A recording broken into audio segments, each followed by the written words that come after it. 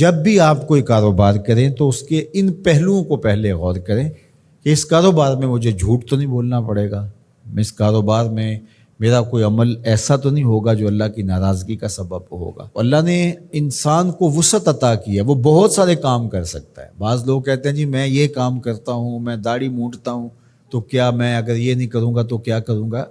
اللہ نے تیری ساخت تو اس طرح نہیں بنائی ہے کہ اس کے علاوہ تو کوئی اور کام ہی نہیں کر سکتا۔ اللہ تعالیٰ نے تجھے بہت سارے کاموں کی صلاحیت عطا کر رکھی ہے، اس لیے کوئی بھی کام شروع کرنے سے قبل اس کے سارے پہلوؤں پر جائزہ لے لینا چاہیے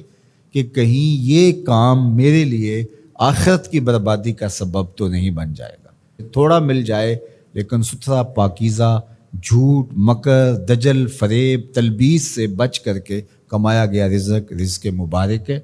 اور رزق مبارک ہی بڑی دولت ہے۔ رزق وسیع اللہ عطا کر دے لیکن اس کے ساتھ برکت کی شرط ہو، تو وہ برکت والا رزق وسیع بہت ساری رحمتیں لاتا ہے،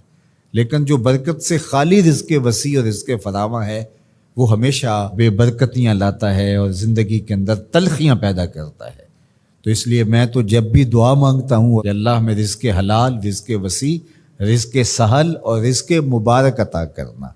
تو رزق مبارک اللہ سے مانگو جو برکت والا رزق ہے، تو وہ برکت والا رزق وہی ہے جس طرح اس حدیث میں آیا کہ جس کو حاصل کرنے کے لیے جھوٹ کا سہارا نہیں لیا گیا، جس رزق کے حصول کے لیے کسی درجے میں کوئی جھوٹ بولا گیا ہے تو وہ رزق مبارک نہیں ہوگا، وہ رزق وبال جاں بن جائے گا، وہ بے قراری قلب کا ذریعہ بنے گا، اضطراب باطن کا سبب بنے گا، بے چینی کا سبب ہوگا، عجیب اندر ایک جو ہے وہ اضطرار اور اضطراب ہوگا۔ سوکھی روٹی بھی کھا لی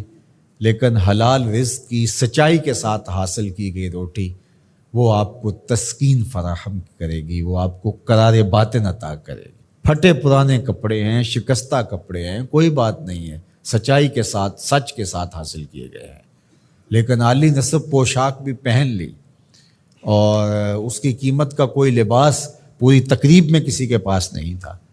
لیکن وہ جھوٹ سے، مکر سے حاصل کیا گیا تھا، تو اس کے تارو پود صاحب لباس پر لانتیں کر رہے ہوں گے اور وہ قیامت کے دن مواخذے کا ذریعہ ہوگا۔ عمومی طور پہ مزاح میں لوگ جھوٹ بولتے ہیں، لیکن آقا کریم کے ترمذی نے بھی باب و مزاح النبی بیان کیا، باقی محدثین نے بھی، آپ پڑھیے، مزاح میں بھی حضور نے سچ بولا ہے۔ کبھی ایسا نہیں ہوا کہ حالت مزاح میں بھی ایسی بات کہی ہو کہ جو سچائی پر مشتمل نہ ہو۔ تو مجھے اور آپ کو اس کا بہت التزام کرنا چاہیے، اس کا بہت زیادہ اہتمام کرنا چاہیے کہ ہماری زندگی میں کسی بھی جو ہے وہ زاویے میں اور کسی بھی صورت میں اور کسی بھی شکل میں جھوٹ موجود نہ ہو۔ اللہ تعالیٰ جل شانہ ہمیں اپنی خاص عنایتیں اور کرم نوازیاں نصیب فرمائے اور سچائی کے ساتھ جڑے رہنے کی توفیق ارزانی فرمائے۔